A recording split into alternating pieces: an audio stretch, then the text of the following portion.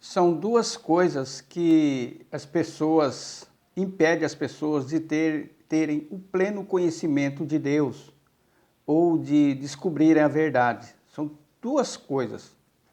Uma das coisas são a falta de conhecimento de Deus e a outra coisa é o pecado. O pecado, ele coloca um véu na mente das pessoas, no coração das pessoas, para as pessoas não terem pleno conhecimento da verdade, né? E hoje eu quero meditar aqui no livro de Oséias, capítulo 9, e o versículo 7 e o 8. Porque quando eu venho aqui na internet, às vezes, e aí eu exponho a palavra de Deus, contradizendo um erro que foi disseminado aqui na internet. Eu venho com a palavra de Deus, as pessoas consideram eu como você está falando mal de fulano, falando mal de Beltrano, você é um traidor, por que você não fez isso? Então, uma das causas das pessoas não compreenderem, não quiserem entender, é falta de conhecimento da palavra e pecado, né? Pode ter essas duas coisas na pessoa, né? Então nós vamos fazer a leitura aqui no livro de Oséias, para que você abra a tua mente, o teu coração e examine a si próprio. Pergunte assim, será que eu tenho conhecimento de Deus, da palavra de Deus? Ou será que eu tenho um pecado que está encobrindo eu de ver esse erro que ele está apontando?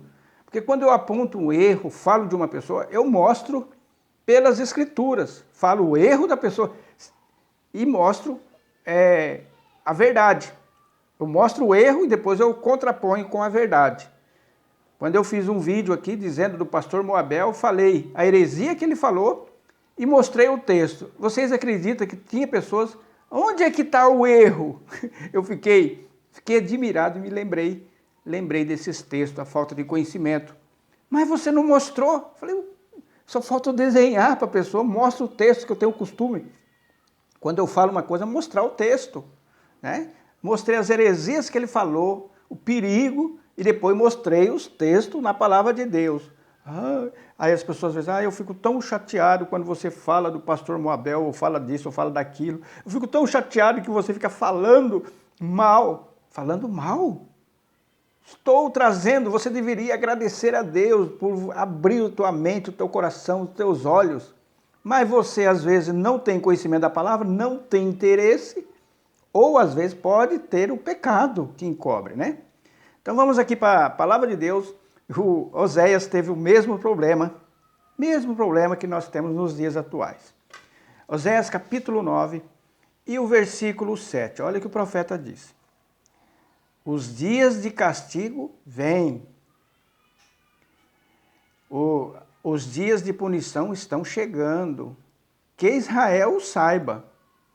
Israel é o povo de Deus. Por serem tantos os pecados e tão grande a hostilidade de vocês, o profeta, isto é, aquele que traz a palavra, é considerado um tolo. E o homem inspirado, um louco violento. E vai muito mais. Ele é louco, ele só fala mal, ele é isso, né? Não é assim que as pessoas falam? E aí, olha o que o profeta fala. O profeta fala aquele que tem a palavra de Deus verdadeiramente. Porque o falso profeta, quando ele fala uma heresia, ele não cita textos da palavra. Ele cita, mas distorce a palavra.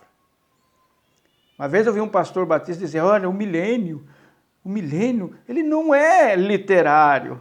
Já distorceu a palavra. Se a palavra de Deus fala que vai ser 1000 anos. Senão a palavra dizia, senhora, é como se fosse 1000 anos, vamos dizer. Aí vai dar margem para você ter a sua criatividade. Mas a palavra de Deus fala, o milênio vai ser 1000 anos sobre a terra. 365 dias, 1000 vezes 365 dias.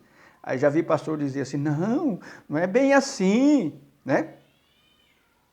Como eu disse, olha, o Espírito Santo tem corpo. Mas o Espírito Santo não tem como habitar dentro de mim. E o poder de Deus? Deus não tem poder de colocar até um elefante dentro de mim, se Ele quiser? Com corpo e tudo? Esse é o poder de Deus. Estou falando assim para você entender, né? Olha, Deus não está em todo lugar. A palavra de Deus fala que os céus e a terra Ele enche o céu e a terra. O tamanho dele é tão grande que o espaço sideral, as galáxias, é pequeno em comparação a Deus, né? Então vamos ver aqui o que o profeta fala. Versículo 8. O profeta, junto ao meu Deus, é a sentinela que vigia Efraim. Tá vendo? Então, o profeta, o homem de Deus que está aqui na internet, denunciando heresia, falando a verdade para você, você não está levando ele como um sentinela, um aviso. E aí a palavra de Deus diz que aquele que segue o falso profeta vai cair no mesmo lugar que ele foi. Essa é a verdade. Não, não tem nada a ver. Tem, a palavra de Deus não mente. Jesus falou isso. Se um cego guiar outro cego, ambos cairão na... Ah, não, mas eu vou para aquela igreja, eu sei que tem, o homem lá está com defeito, está falando isso, falando aquilo, mas o importante é eu. Não se engane, não se engane. Né?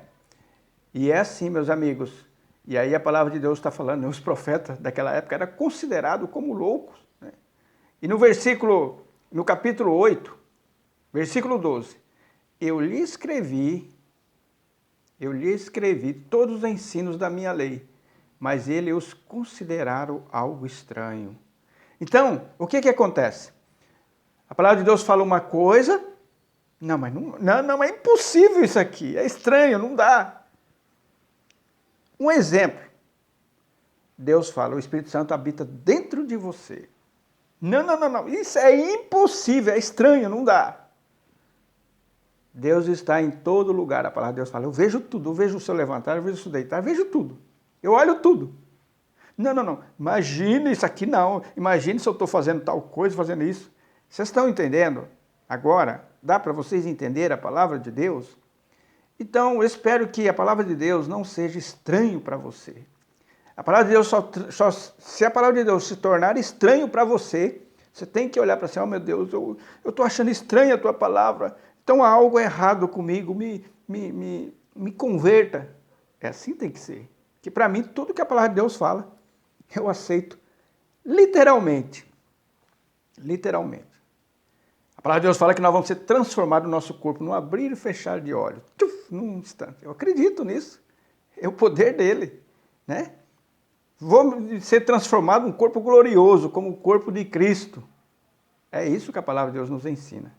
Então fica aqui a nossa reflexão, para que a palavra de Deus não seja estranho para você. Se o que nós estamos falando se torna repugnante para você, conselho que eu te dou, no mínimo você fala assim, não, e se ele tiver razão? Então seja um pouco prudente e diga assim, e se ele tiver razão? Eu vou para a palavra, ele citou aquele texto, deixa eu examinar profundamente o texto que ele citou. Né?